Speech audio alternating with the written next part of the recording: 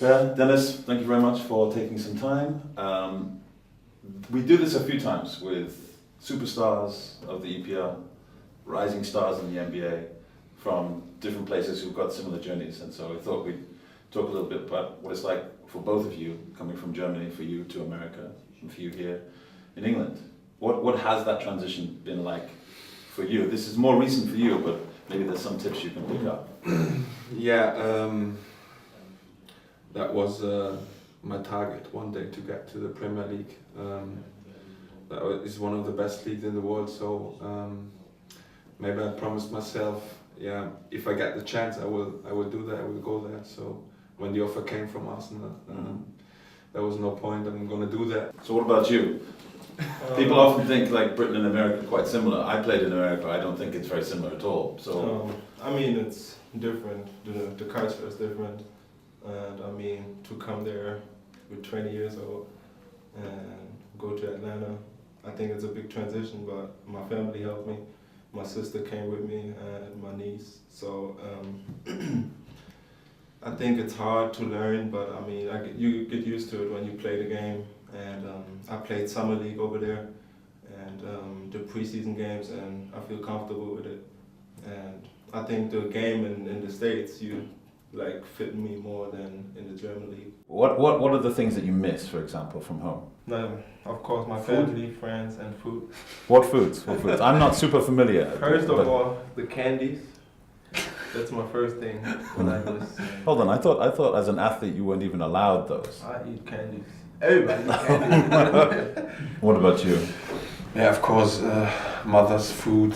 To come to London, it's a massive town, and you have lots of opportunities, but you have to stay quiet in the first year to get used to the situation. To adapt to the Premier League, to get well respected there, as well to know where you can go by tube. By car, you wouldn't use a car to go to the inner city, so for sure you have to find your ways, and it almost took me 1 year. So it took me 1 year to adapt and to settle down completely. So for Britain, we have very few British players that go to the NBA, and some people say that we have very few British players, English players, who make it through to the Premiership. You know, given that this is in Britain. What is the secret then? Because you're following in the footsteps of, well, not just Detlef Schrempf and others after him, but many Germans have come through the NBA and played and had a role. And for you, it's, you know, you're leading your team, and there are other teams that have leadership from Germany as well. What's the secret? What's the difference, do you think? It's always a massive step to go abroad. You go out of the comfort zone completely and try your luck somewhere else, and you need great confidence, and I guess he has that. He's the kind of player who has that ability to be a great impact to the NBA, and we are always proud of German players in the NBA because that's something special. So I will watch him. A bit more now pressure. Even more. Even more because I met him now. One of the interesting things is that the point guard position that he plays has some similarities, not with your position, but with your role as a captain. When you come on the floor, when Dennis comes on the floor, he has to run the team. It sounds weird when you say he has to lead the team with 20 years age. So when you play a point guard, you have to like control anything. That's right. You have to guard the team into the right positions. So with your experience, both of the international, now obviously with your international team, with your home team, as well as with Arsenal, as well as living away from home, and now coming into your own, as you said, what would be your best pieces of advice for Dennis? Imagine I was 27 and well experienced. I had already 70 caps for Germany and played Champions League as well. So I think I had different experience and an age. So for me, when I was 20 and I stepped up as a regular player, first team player, that is completely different. If I would have gone to the Premier League that time, that would have been absolutely buzzing and not comfortable for me. So, but with your experience, what do you think? I think in his age he has to learn a lot from those players who are doing good at the moment, and I think he has to trust the coaches who give them good advice from time. So, but especially keep your patience and your ambition high. That is really vital to, yeah. I think you made the NBA already, but to be in great impact to the NBA, that's the next step. And I think you have got the time. You both mentioned that you had the dream of playing abroad in your head. Did that include that you would be giving up some things, that you would be changing some things? You mentioned already driving on the wrong side of the road. Mm-hmm. For you, not so much. What were some of the things that you think are really different about your experience now? I mean, the food is not the same. It's not the same. It's just not the same.